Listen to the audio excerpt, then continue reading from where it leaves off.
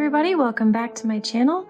Today I want to cover how to do blending in skies, and also I've been asked to show how to do these little clouds. So I did the Crayola challenge and I colored this with some just plain old Crayola crayons and made some really fun clouds, and quite a few people have asked me if I can do a tutorial to show how to create these.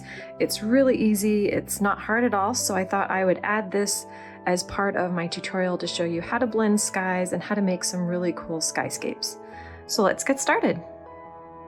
So we're going to be working in this Cozy Corner book. If you haven't seen this one yet, this is by Coco, and we're going to create a sky scene similar to this one. So it's got a nice sunrise. There's this pretty orange color that blends into the yellow and then blends into the blue. And so I'm going to show you how to create nice sky sunrises and sunsets. And then you're going to be confident by the end of this video you can do it too, and you can make some really pretty skylines in your videos. So the page that we're actually going to work on is this one. So of course, first thing I want to do is take some paper and put it behind the page so that I don't have to worry about any marker bleed through. And these are just 2 sheets of 24-pound copy paper, so nothing fancy, just what you get at your local office supply store. And that way it protects the page behind. So when it comes to blending, there's just a couple things you want to keep in mind. You always want to keep wet with wet, and you always want to make sure that the tools that you have to create your skyline, for example, with are ready. So when I say ready, I mean like the caps are off and they're ready to color with, because you do have to work fairly quickly before all of the ink dries to get your blend smooth and the way you want it. So we're going to start with this little skyline. And we're going to start on this piece first. If you have a scene like this and the sky is actually broken up by larger objects in the foreground, this actually gives you a save, because you only have to blend this little area quickly before it dries instead of having to blend all of this. So this one's obviously going to be a little bit harder, but we do have some objects in there, so that helps to make it a little bit easier. And then the way I just like to do my sunrises and my sunsets is to add some colors on top of the markered area. So if you happen to get like a little spot that maybe didn't go exactly the way you wanted it, it's okay. You can use some of the other tools I'm going to show you in this video that will make it look seamless, and that it was just how that was supposed to be, and it's part of the sunrise or the sunset, that beautiful sky that you're going for. So I'm using 3 colors here. These are Copic chows. I've got the Y35, and then I've got the Y11, and what's this one? A B32.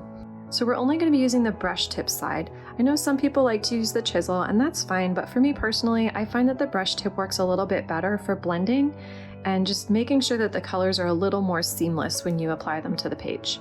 Let's take all these caps off, and because it's a sunrise, we're going to have orange at the bottom, and then the yellow, and then the blue. So looking across the whole page, I kind of want to decide where I want my blue to land.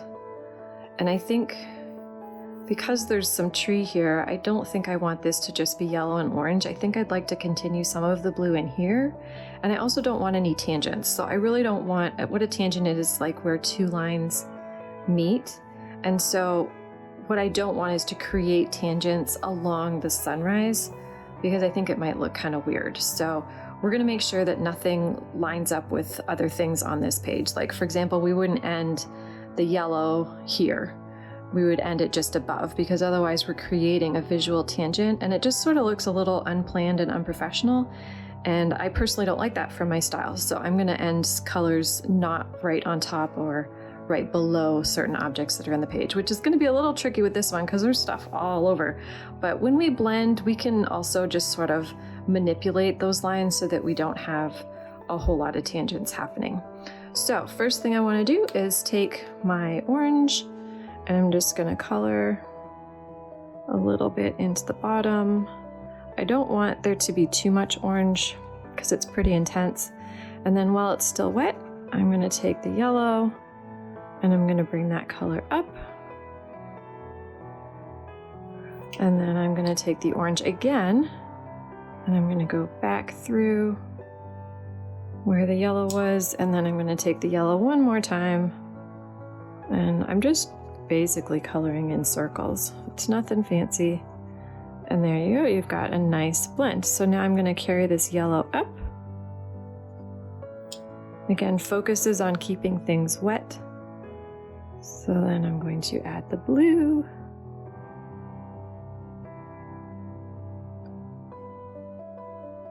And you can see it's already blending pretty nice, but we can do a better blend here. So I'm going to just add a little more yellow and just help that to blend a little bit more. And then maybe we'll do a little bit more blue on the top just to make it a little more intense.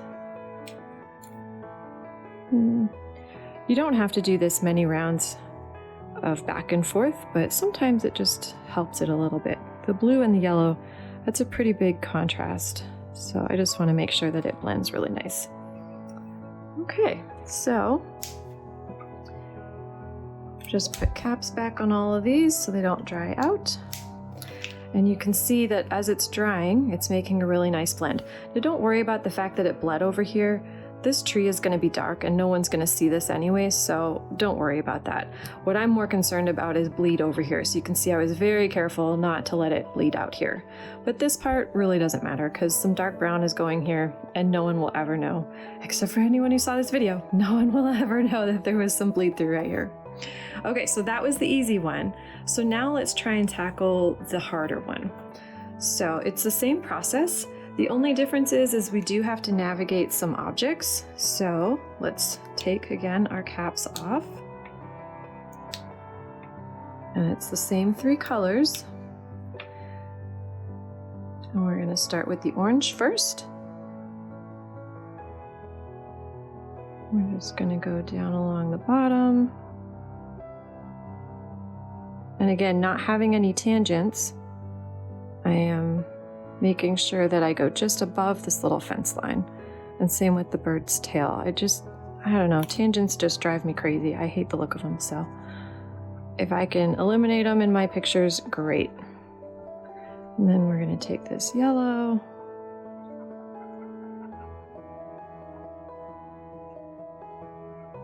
And then just color in this spot. Back to the orange again.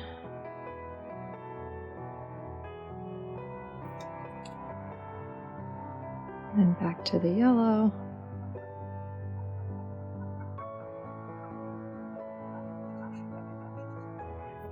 And you can see I'm not just coloring where the line is with the yellow. I'm not just going over that area. I'm also making sure that I keep all of this up here wet, because that's really important. I really don't want streaky lines for my alcohol markers, so I'm trying to make sure that everything that needs to stay wet is staying wet. And you know what? I think I'm going to do blue last. I think I'm going to do the yellow and orange all the way across, and then we'll do blue last. So that is going to dry, but I'll show you some cool tricks on what we can do with that. When it comes to using alcohol markers and blending, lighter colors are a lot easier. They don't show as many mistakes as darker colors as far as the streaks are concerned. So we're going to just use these lighter colors all the way across. And then when we get to the darker shade, we won't be juggling 3 colors at that point. We'll only be juggling the 2.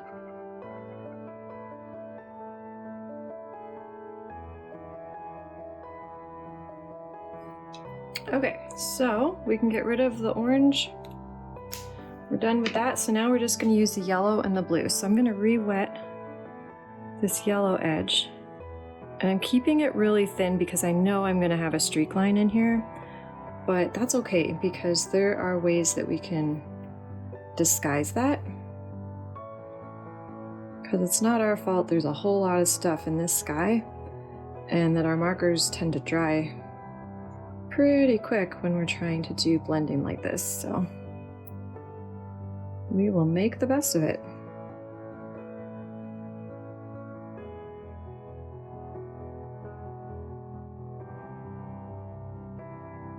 Okay, so we can see that everything has dried now, and let's take a look at our blending. So everything on this side looks beautiful, seamless, gorgeous blend. this side, we've got really nice blend between the yellow and the orange. And then as far as the blue and the yellow, up here the blend is really nice. But down here you can see a line was made because this got dry before we added the blue. And so it created this line. And I did that on purpose because I wanted you guys to see that it's not the end of the world. And I also want to show you how to fix it because it's really not hard to fix this. No, we're not going to use alcohol markers to fix this. If you try to fix it with alcohol markers, you just end up going back and forth with all your colors, and before you know it, you've got ink seepage everywhere. The page might start to literally disintegrate, and then your blending is not the same colors because a lot of colors, as you blend and the more layers you put on, the darker and more saturated they get, and so now your sunset is just completely different from what you had envisioned. So we're going to go through the steps on how to fix these lines and make it actually even better. So it's actually a really good thing this happened because you're gonna see just how much better this is gonna look once we start playing with it. And it's really not hard, just a couple of really inexpensive coloring tools, and we can make this sky look intentional and just like this beautiful sunrise in this beautiful little scene. So I brought in my trusty Crayola set. This is their 120 piece, not super expensive coloring tools, but these are what we're going to use to help fix this skyline and just make it look intentional, like this is what we wanted it to be. So I've got a few blues here, and I don't color swatch my Crayolas because they aren't numbered. They have names, but I find them just really challenging to work with when it comes to numbering. So what I'm gonna do is just scribble a little bit so I can see which one is the darkest one, because that's the one that we want to start with first.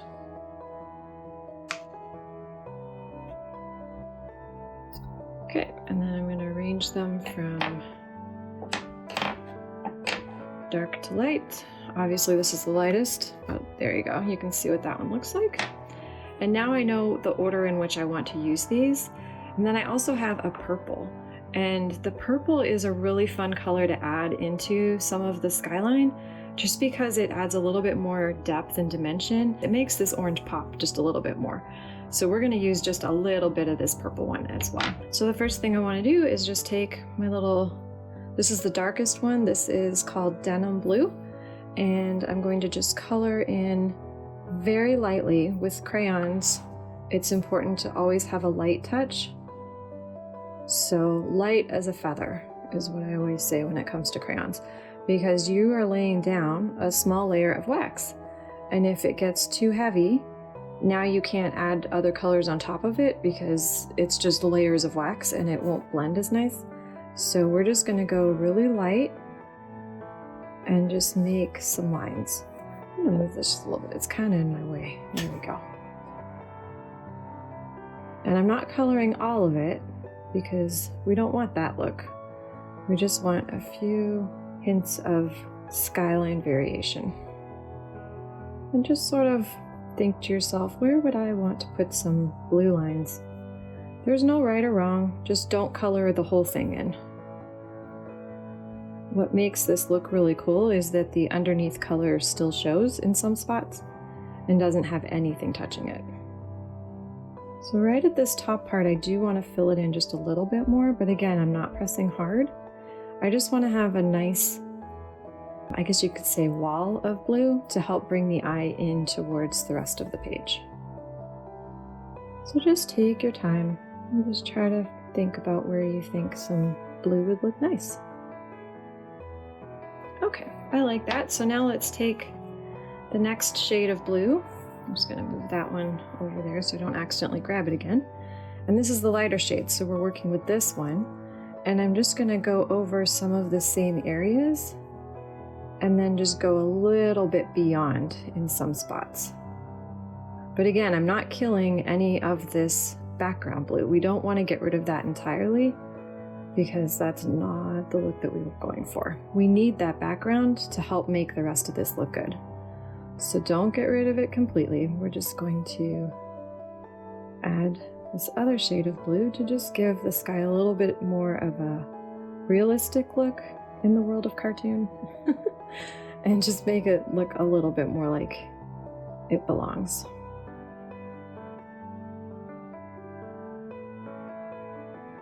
And you see how we're using it to also make our blends look better?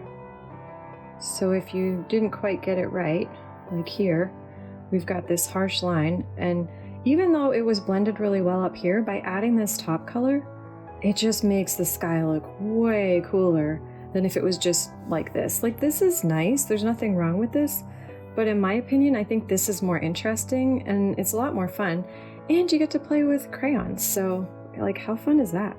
I always love playing with crayons. Takes me back to my childhood. Just the smell of them is incredible. So again, even though it's fun to use these, we still have to be selective so that we don't remove any of these underneath colors. So it might be tempting to come down here and fix this yellow. We will fix this, don't worry, but we don't want to just color over everything because then it's just going to look really bad.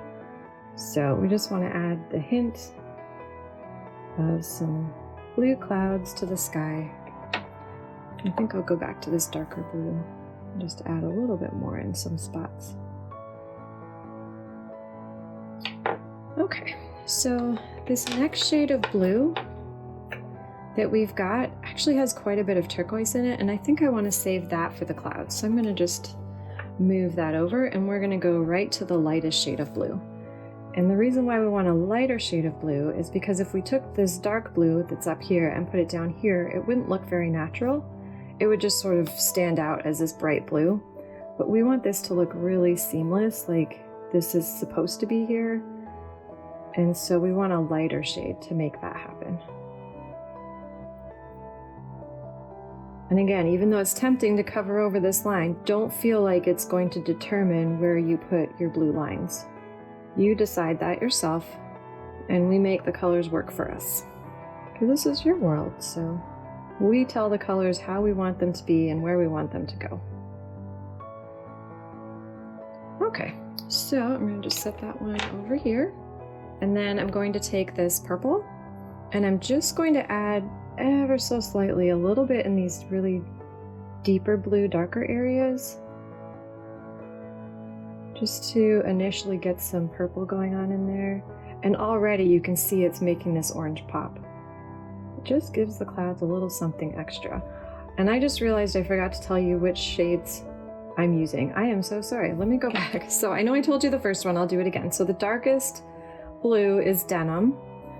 And then the next one I used is just plain old blue. And then the last one, the light one, is called sky blue. So those are the three blues that we used to create this. And then the purple, this is a violet purple that we're using to just add a little bit more depth and dimension to our sky. Now I'm putting it in some of these lighter blue areas as well, just to sort of blend it together. So you can see, because we're taking our time, I mean, I know I can speed play my video, so you don't have to sit here the whole time I am, but when you take your time on these and just enjoy the process, natural things happen. Like, I didn't really like that I got some yellow up here, and I tried to blend it away with the blue, but once I did all these other elements, it actually looks really cool, like, because it's not everything perfect and everything has to be just so. When you let things just happen a little bit more naturally on your page, you may find that you like the result. The key is just letting go, because if you're like me, I like to control all the stuff and make it just very specific to what I'm envisioning. But if you just let go and not worry so much about that, you can really have a lot of fun. I know, easier said than done. And I'm just going to take some of this lighter blue to help blend in some of the purple. One of the cool things with Crayolas, I will say, so these are like your just straight up Crayola brand wax crayons. There is nothing fancy about them. But when you want to blend two colors, if you use the lighter color, almost like a marker blender, it works really, really well. And I'm going to show you how to use that also on these clouds. But you can just really bring it across these colors, and it will just help blend all sorts of colors together and just make it look really soft and gentle. The trick with using crayons is to make sure that you color in the same direction. So if you've been paying attention, I've only been coloring left to right. I haven't been going like all in circles or up and down, because with the wax, it's very apparent where each stroke is. And that's another reason why we're just being gentle, light as a feather. We're not pressing hard because it's very obvious. And it's not super forgiving. Once you get the wax down, you can use like an eraser, like one of these Prismacolor erasers, that can help.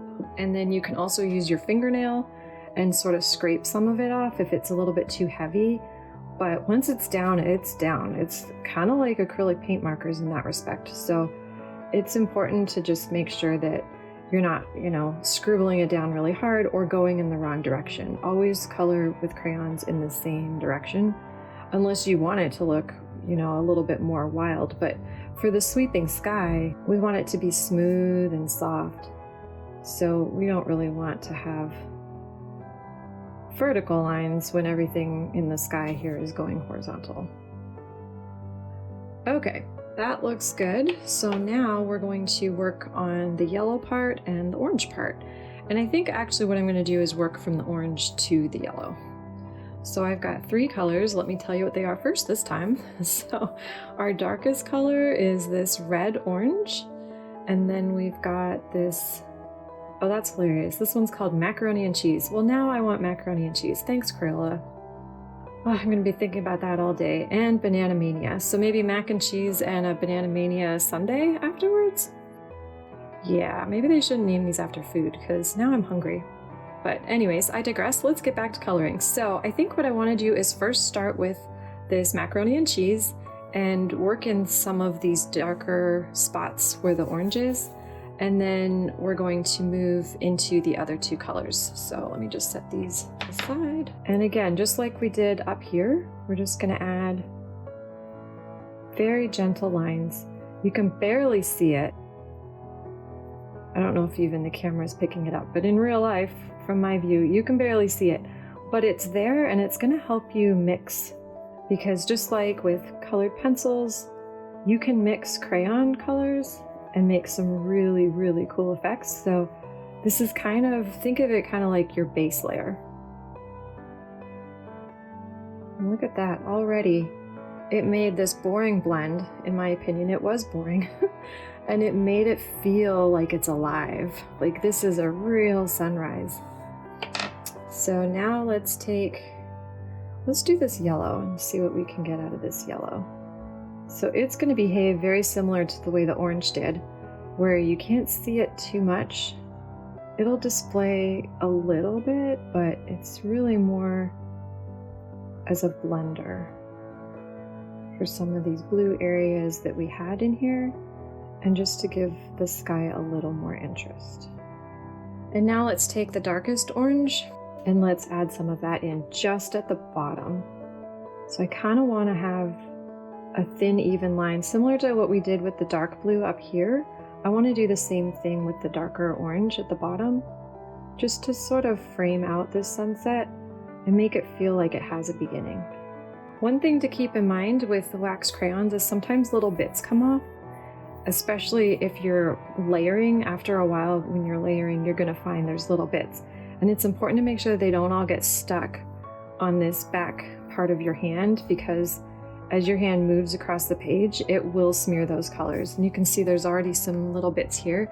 And rather than taking your hand across it, which is going to push that into my page, I have this trusty little 3/4 inch super cheap Art Smith brush, and I just brush it away. So if you're concerned about it, just take your paintbrush, go across, you can just brush away all your little bits.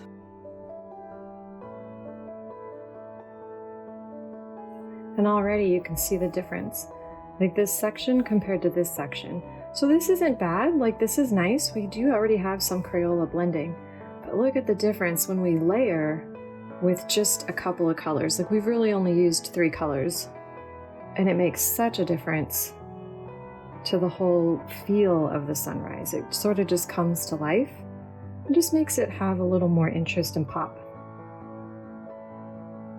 Okay, so I purposely put a line here that is actually too harsh. In my opinion, this is too harsh. but I want to show you what you can do when that happens. So this is just that macaroni and cheese color that we use sort of as a baseline for blending, and we're gonna just do tiny little circles at first to just sort of connect with wax, and then make lines. And look at that, softened it right up and makes it feel like it belongs, and now it's not distracting or drawing the eye to that line. Same with over here. I feel like we could soften this up just a little bit. So we just do some tiny little circles. And I know before I said it's best to always color in the direction that you are coloring in with wax, and that is true. The little circles, the only reason why this works is because we're now on a blending layer. We're not on an initial layer where we're just putting down color. In blending, you want to use little circles. You can use lines too. You can see I'm using a combination of both, but the circles will really help activate the blend and make it happen a little bit more naturally. So just sort of go back and forth between circles and lines when you're doing the blending layer. When you're actually just coloring, always stick with whatever direction you were coloring in when you do your next layer. Okay, so that looks good. I think actually I want to add, I feel like there's a little bit too much of a gap in some of this. I think just for interest and to help connect this, I'm going to add just a few more of these macaroni and cheese lines, just to make this feel a little bit more connected. We did good over here, that feels really nice, but this just needs a little something extra, just to make it feel like it belongs. Okay, so now we've got this beautiful sunrise, and we've really just used a few crayons. Really wasn't that hard. So a couple alcohol markers and a few crayons, and we've made this beautiful, beautiful sunrise. So now what I want to do is tackle the other half. So a lot of you have asked, how do you do the clouds in the sky? So I'm going to show you how I did the clouds. Again, it just uses Crayola crayons, so just keep your set out, and we're going to use them, and I'll show you how to create the cool puffiness of the clouds, and then also how to use a blender on the clouds. Okay, so how do we do these clouds? Let's take first our darkest blue, so this is the denim. And when it comes to clouds, you just want to think more in terms of the fluffiness of it. So I usually like to start just at the bottom and create sort of like a darker line across the inside of the bottom of the cloud. And again, light as a feather, we don't press hard with wax. You never want to press hard. Not when you're doing skies or cute fluffy clouds. So we're going to just do a base for all of these. Okay, base layer's done. So now let's think about the cloud shape. So we've got some indentations here, and that's what I like to use to help create the feel of the cloud. So let's start on this one first. So we're going to just sort of indicate that there is some fluffiness happening here. So we're pretty much just creating a shadow line, but it's going to create a fluffiness to the cloud that we want. So just think of round, soft shapes, nothing harsh, no harsh lines. And if you aren't sure, just do a little bit and then build up from there until you start to feel the shape of the cloud and feel like it looks right. So that way you don't overdo it, because you can always add to it, but removing color is kind of impossible with crayons. It's wax. You're putting wax on paper, and it's meant to stay once you stick it on there. And just creating some soft, gentle lines where I think there might be some ridges in the cloud. I will say these smaller clouds are a little bit harder just because, you know, crayons aren't exactly a fine tip. It has a tip to it, but it's not exactly like a colored pencil. So the smaller ones are a little harder to get looking good just because you're kind of working with a clubby tool, but it still works good. We'll still make these clouds look awesome. Now I did get some bleed through, so I do have to cover that up. Otherwise it's going to look weird. But look at that, already covered up, no big deal. It's another reason why it's so nice to use a variety of tools in coloring, because if you just use one, everything kind of has to be perfect or all your mistakes just show up. But if you use multiple things where you're doing shading and different layers, you can fix a multitude of mistakes. And it actually makes it more fun because it's not so, to me, it's not so boring because I get to play with different tools and then see what kind of effects we get out of them, and it's just more fun. Okay, so we are done for now with the darker color. So next we're going to take this shade of blue, which is just regular old blue, and we're just going to very gently go over just sort of in the center, not going outside the lines of what we've colored, just running it through the center, and it's going to give this a little bit more interest, depth, and dimension. And again, very gentle, light as a feather. And I'm also going to do this bottom line that we had. And if you're not feeling these clouds yet, if you feel like they're just not soft, don't worry, we're not at the blend layer yet. Some blending is going to happen naturally right now, but the real blending is yet to come. So don't worry if you're like, this just doesn't look at all like what I showed in the very beginning of the video. We'll get there. Little by little, we'll get there.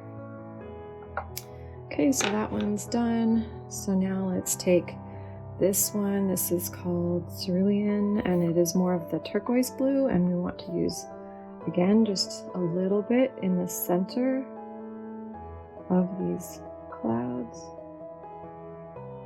Being really careful not to kill our white space. There won't be this much white space when we're done, but we need it so that we have a place to blend to. If we cover it all up, then when we go to blend, we're going to have no white space, and we need some to create this cool cloud effect, but we won't have near as much as you're currently seeing on the page. And then the light blue. In the light blue, I am coloring just a little bit outside the center, just to give it a little bit of a jump start with the softness and the blend. Okay, so before we add the purple, because we do want to add purple, because it's going to help this pop, and it's also going to tie in the purple we added up here. But before we do that, I want to use the white. And I know when I was a kid, I was always like, why did they have a white crayon? This is the most useless thing I've ever colored with, because it doesn't really put down white, because your coloring page is white. But actually, this is the coolest tool because it behaves just like a colorless blender. It does add just a smidge of white, so it will lighten some things, but it's not going to turn everything white, and it actually behaves like a crayon blender. So let's start over here, and I'm doing circles with this right now. So just like a regular blender, sometimes you want to do circles. That is exactly what I'm doing here. And look how soft it has made these blues. Look at the difference. So this is before and this is after. It is just amazing. It does such an amazing job. And the reason why we're doing this before we add the purple to this is because I don't necessarily want purple smeared into everything. I want the blue mix that I've created by layering to smear and kind of blend out. But I don't really want the purple to do that. I just want the purple to be in a few accent spots. So we're going to add the purple last. And I'm not going quite as light as a feather with this white. So don't press super hard, because once you lay down a hard layer of crayon, it's really hard to go back over it with another color. That's kind of like you're closing the book and saying, we're done, we're not going to blend anymore. So that's why I always say just do light, really light layers. Don't press really hard. But with the white blender, we're kind of at the end of this, so we're just going to press a little bit harder just to make sure that we get the intensity of the blend that we want in all of the spots that we want it to be blended. So look at how different just from this one to this one. It's like night and day. It's like just regular crayon and then, ooh, super soft and blendy. It's so pretty. So we'll just do this with all these little clouds and make them soft.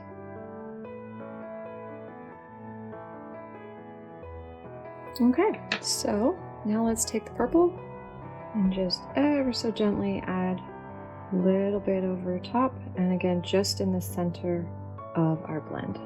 And for these bottom layers, just the very bottom of the clouds.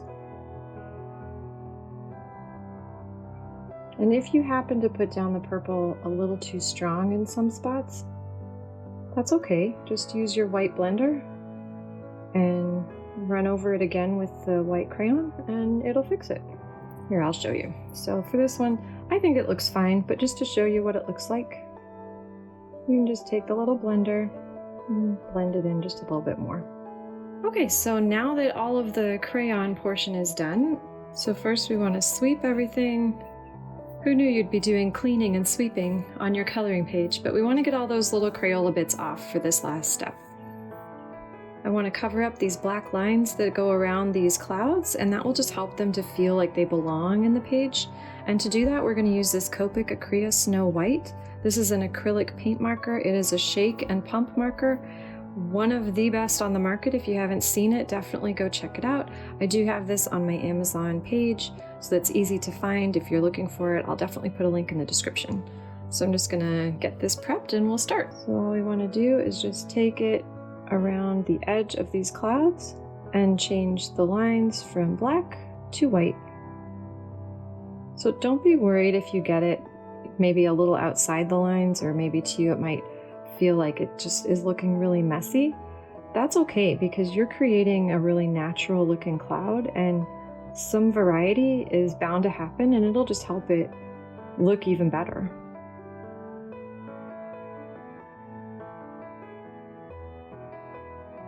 And what a difference. Look at just from these two to those two, you can see how much of a difference the white paint marker makes.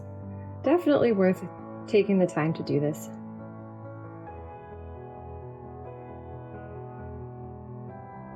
If you find that when you're trying to use your paint marker, it's not laying the paint down, maybe it looks like it's sort of moving around a little bit, it could be that you got a lot of wax on the black line. But don't worry, just keep painting over it. You only need to do it like maybe twice. These Copic Acrylic paint markers really do cover over everything, and they can lay down on top of wax crayons and all sorts of materials, so don't worry about that. If your first go around you're like, boy, this sure isn't working and I got crayon all over my black lines, that's not a big deal. Just go over it one more time and you'll be just fine. Okay, so in this video we learned how to do beautiful sunrises. Again, you can use the same techniques for sunsets. We also learned how to create fluffy clouds and how to use not only Crayola crayons, but also that Copic Acrylic paint marker, just to create some really beautiful effects on our page. I hope you found this video helpful. If you like my videos, be sure to subscribe, give it a thumbs up, and I'll see you in the next one.